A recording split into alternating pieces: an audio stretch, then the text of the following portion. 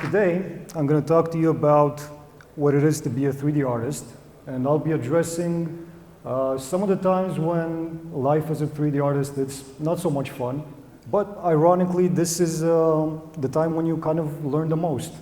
You gotta have these small revelations when you're facing a lot of difficult issues.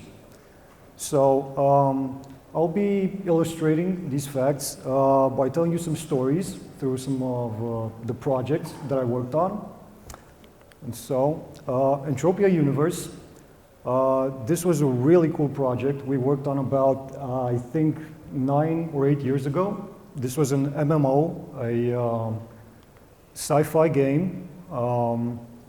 And this was very special as a project because it was the first time where we got to see like a full visual pipeline of a project, in the sense that we got to do concept work. You can see here some of the concepts that we did for them. We did level design, we did some spaceships, some robots, and we even dealt with in-engine integration, which was in UDK 2, I think, a while back. You can see some of the 3D assets over here that we built.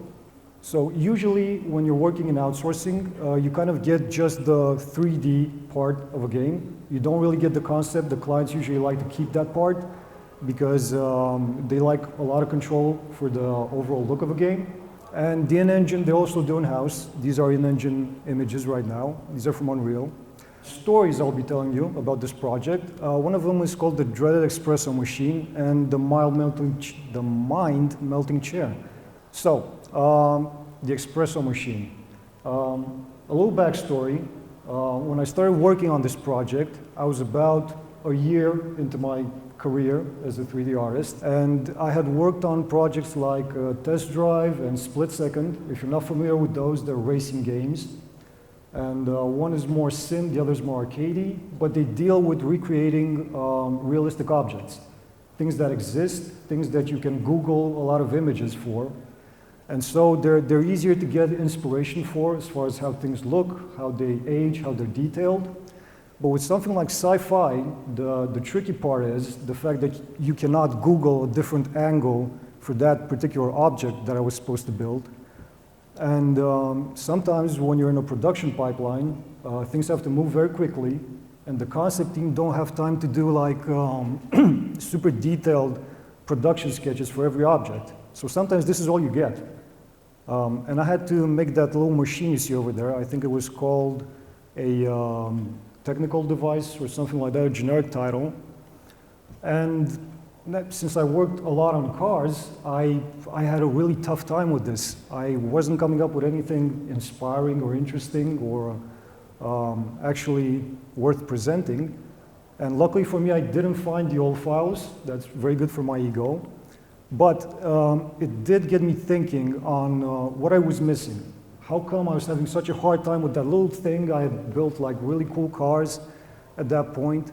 And these are kind of like the two generic shortcomings that a newbie like me, like a year into the industry, I consider that a newbie, someone who's new. And these are shortcomings that I had, but of course, I was not focusing on these. I was focusing on making shiny metal, like really clean normal maps, optimal geometry.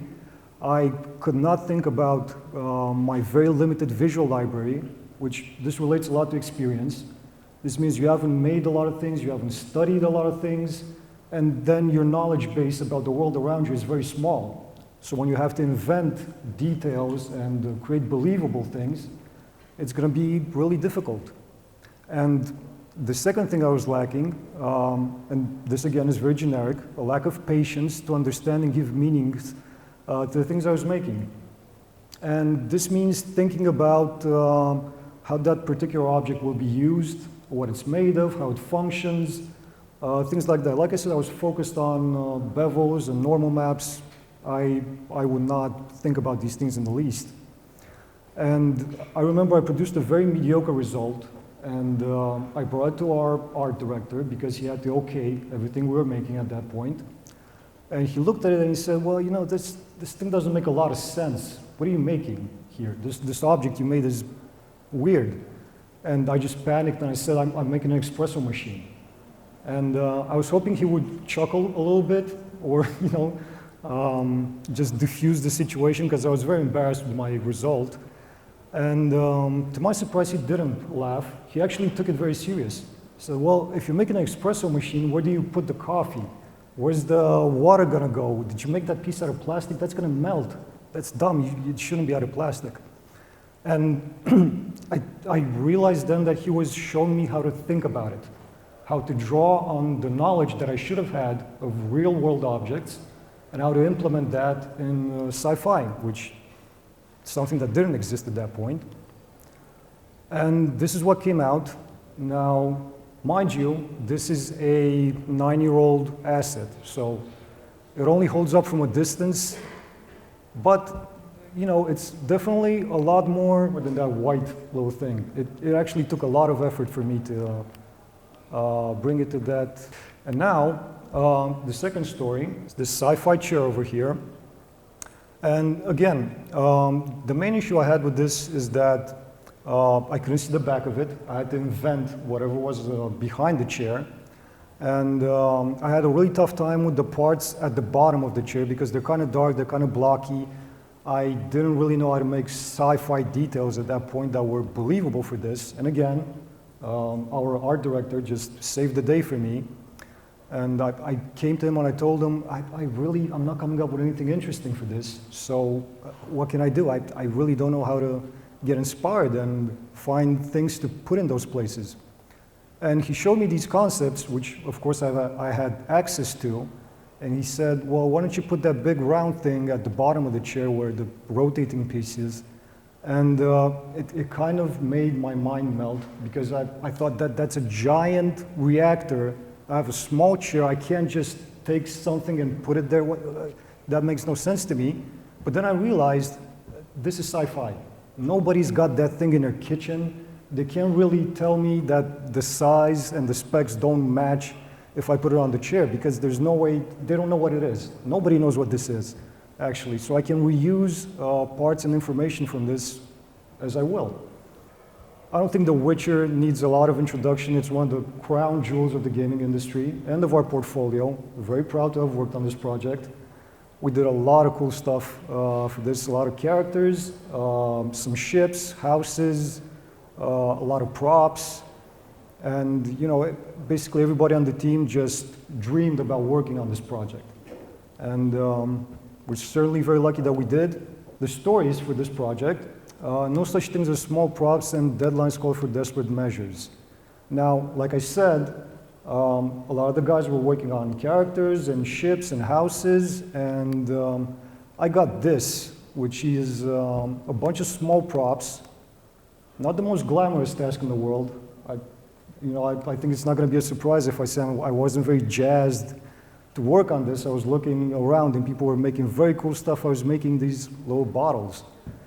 And not only that, it actually took me a lot of time to make them. This is what came out. I actually had the genius idea of drawing those patterns by hand, which I regret a lot at that point because I couldn't believe how much time I was spending on these small things. I was thinking, man, nobody's going to see these. They're going to be under a table somewhere. I'm wasting so much time with them. And again, I was very unhappy with the time I was spending on them and the effort that went to things that I thought were going to be invisible, basically. But then I got to play the game, and I realized these small little things that I considered meaningless were all over the place.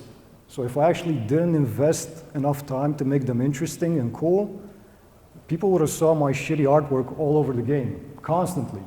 So I'm glad I've actually put the effort into those leaves. And so it's kind of a cringy thing to say there's no such thing as small props.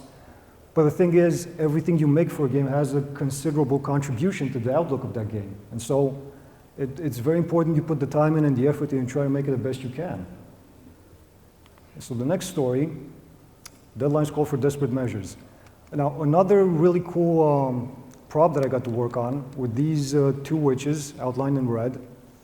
And somebody very talented in the character department did the sculpt in ZBrush for this. And I don't remember exactly for what reason, but there was a very small amount of time for the low poly UVs, bakes, textures. I think it was something like a day. And this task landed on me, and I went into full-on panic mode.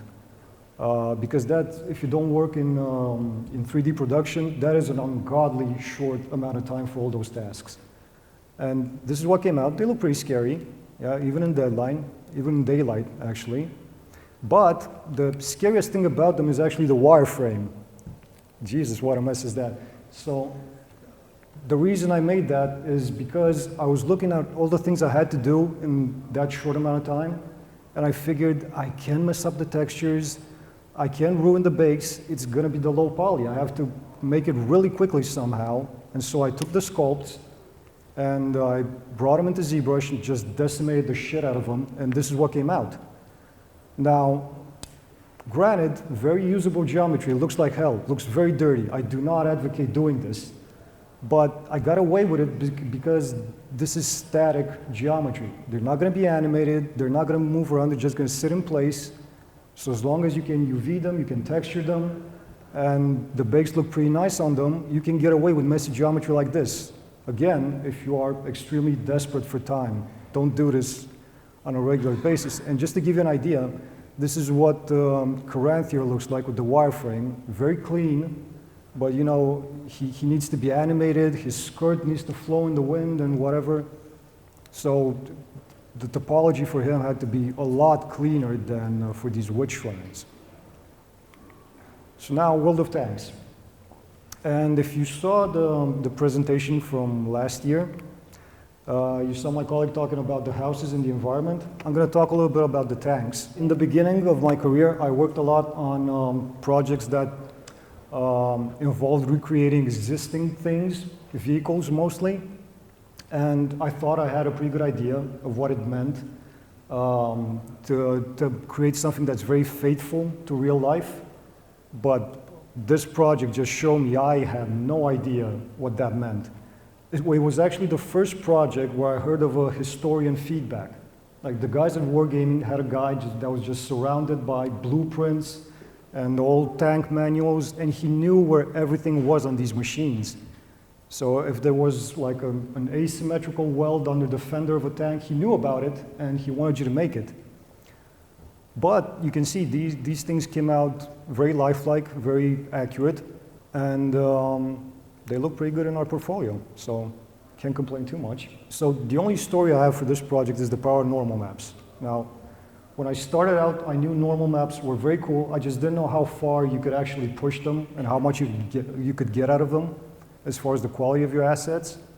So like I said, for this project, they wanted very detailed models. These are some of the high polys.